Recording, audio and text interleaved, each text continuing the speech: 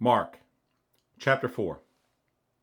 And he began again to teach by the seaside, and there was gathered unto him a great multitude, so that he entered into a ship, and sat in the sea, and the whole multitude was by the sea on the land. And he taught them many things by parables, and said unto them in his doctrine, Hearken, behold, there went out a sower to sow. And it came to pass, as he sowed, some fell by the wayside, and the fowls of the air came and devoured it up. And some fell on stony ground, where it had not much earth, and immediately it sprang up, because it had no depth of earth. But when the sun was up, it was scorched, and because it had no root, it withered away. And some fell among thorns, and the thorns grew up and choked it, and it yielded no fruit.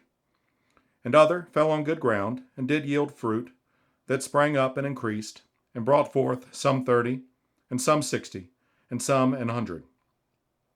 And he said unto them, He that hath ears to hear, let him hear. And when he was alone, they that were about him with the 12 asked of him the parable. And he said unto them, Unto you it is given to know the mystery of the kingdom of God, but unto them that are without, all these things are done in parables, that seeing they may see, and not perceive, and hearing they may hear, and not understand, lest at any time they should be converted, and their sins should be forgiven them. And he said unto them, Know ye not this parable? And how then will ye know all parables? The sower soweth the word. And these are they by the wayside, where the word is sown. But when they have heard, Satan cometh immediately, and taketh away the word that was sown in their hearts.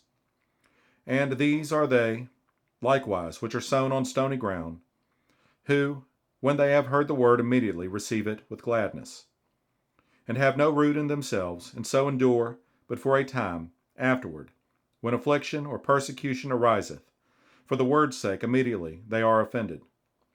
And these are they which are sown among thorns, such as hear the word, and the cares of this world, and the deceitfulness of riches, and the lusts of other things entering in, choke the word, and it becometh unfruitful.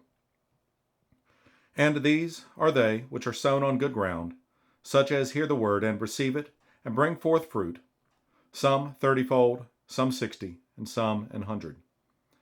And he said unto them, Is a candle brought to be put under a bushel, or under a bed, and not to be set on a candlestick? For there is nothing hid which shall not be manifested, neither was anything kept secret, but that it should come abroad. If any man have ears to hear, let him hear. And he said unto them, Take heed what ye hear. With what measure ye mete, it shall be measured to you. And unto you, you that hear, shall more be given. For he that hath, to him shall be given, and he that hath not, from him shall be taken even that which he hath. And he said, So is the kingdom of God, as if a man should cast seed into the ground, and should sleep and rise night and day, and the seed should spring and grow up, he knoweth not how. For the earth bringeth forth fruit of herself, first the blade, then the ear, after that the full corn in the ear. But when the fruit is brought forth, immediately he putteth in the sickle, because the harvest is come. And he said, Whereunto shall we liken the kingdom of God? Or with what comparison shall we compare it? It is like a grain of mustard seed, which, when it is sown in the earth, is less than all the seeds that be in the earth. But when it is sown, it groweth up, and becometh greater than all herbs, and shooteth out great branches, so that the fowls of the air may lodge under the shadow of it. And with many such parables spake he the word unto them, as they were able to hear it.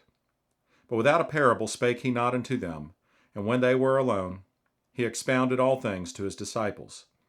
And the same day, when the even was come, he saith unto them, Let us pass over unto the other side.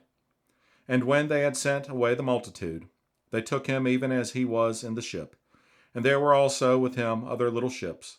And there arose a great storm of wind, and the waves beat into the ship, so that it was now full. And he was in the hinder part of the ship, asleep on a pillow, and they awake him, and say unto him, Master, carest thou not that we perish? And he arose, and rebuked the wind, and said unto the sea, Peace, be still. And the wind ceased, and there was a great calm. And he said unto them, Why are ye so fearful? How is it that ye have no faith?